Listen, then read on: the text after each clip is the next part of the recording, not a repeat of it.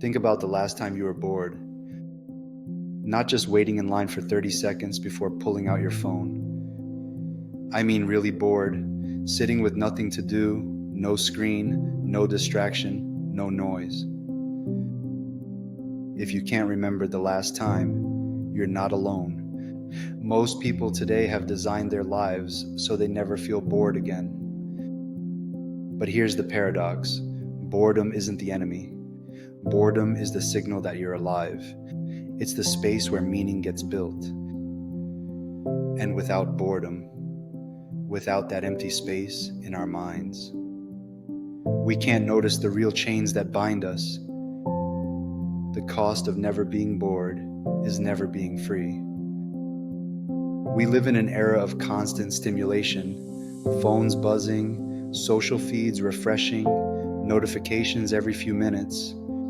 Every time boredom threatens to appear, we have a fix. And on the surface, it feels harmless. What's wrong with checking TikTok while you wait for coffee? Or pulling up Instagram before bed? But here's the hidden cost. Every time you escape boredom, you also escape awareness. You escape the moment where you might notice, am I living the life I actually want?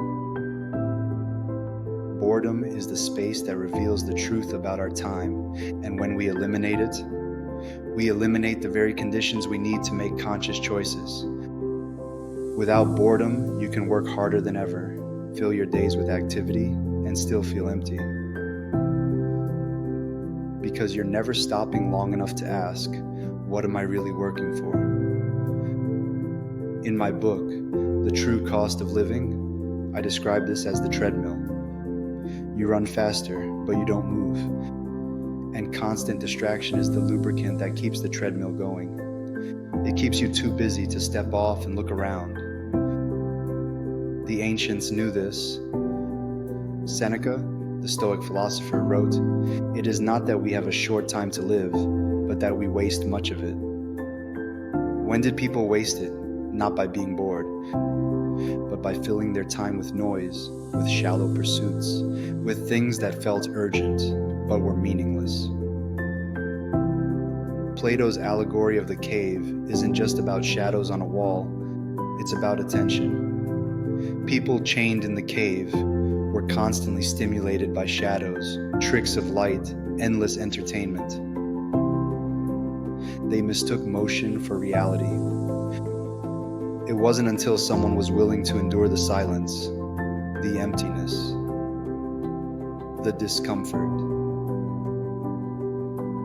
In other words, the boredom of looking away from the shadows, that they found freedom.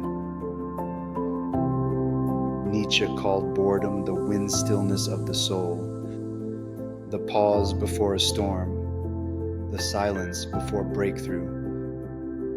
But today we've pathologized boredom. We treat it like a glitch to fix, rather than a signal to explore.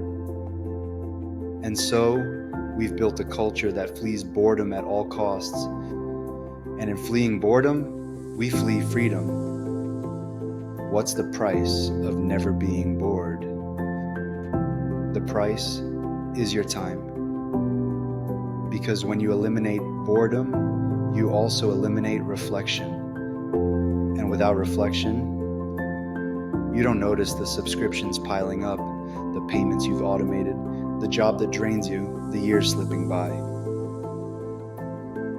You don't notice that you're selling decades of your life in exchange for small conveniences and dopamine hits. In The True Cost of Living, I write that every expense is not just dollars, it's time. It's slices of your life you'll never get back. And distraction is the perfect tool for hiding that truth from you. If you never stop, you never see it. And if you never see it, you can't change it. So how do we reclaim boredom? How do we make space for freedom again? The answer isn't radical, it's simple. Digital fasts. Give yourself an hour, even just one, where you don't check a screen. Let your mind wander, Notice where it goes. Walking without headphones. This one act has sparked some of the greatest insights in history. When was the last time you walked in silence? Journaling instead of scrolling. Write. Not for anyone else, but for yourself. Boredom is often a doorway into questions you didn't know you had. Reclaiming financial awareness. Don't just set payments on autopilot. Sit with your expenses. Ask yourself, how much life am I trading for this? That moment of boredom, of sitting in the discomfort of money, might be the most freeing choice you ever make. Freedom doesn't start with action. It starts with awareness.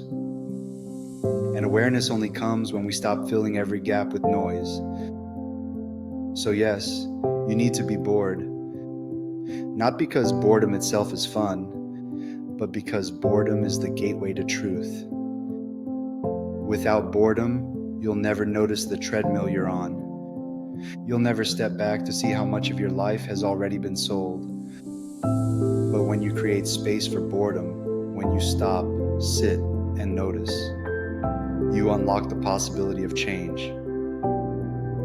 That's what the true cost of living is all about. Not just money, but meaning. Not just expenses, but life. If you're ready to see the hidden costs in your own life, I built a free tool called the True Cost Calculator. Just enter your expenses, and it shows you how many hours, months, or years of your life you're trading away. Try it free at secureyourtime.com, because freedom isn't won by doing more. It's won by finally daring to do less. Be bored. Be free to secure your time.